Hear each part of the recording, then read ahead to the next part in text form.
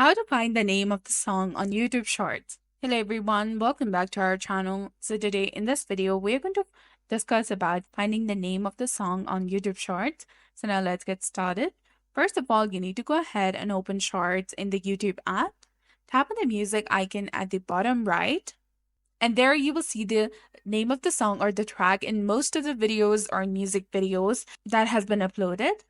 Or if it's not there, you can use the song identification app. And on Chrome, you can use the AHA Music. And this will also help you identify songs online. So you can go ahead and record the song that you'd like to identify, or you can use the Chrome extension directly by adding it to your browser. Another thing you can do is you can check the video description and the comments. You can also check out the hashtags, or you can go to comments, and if someone is asking about what song it is, another user might have replied them with the correct song title.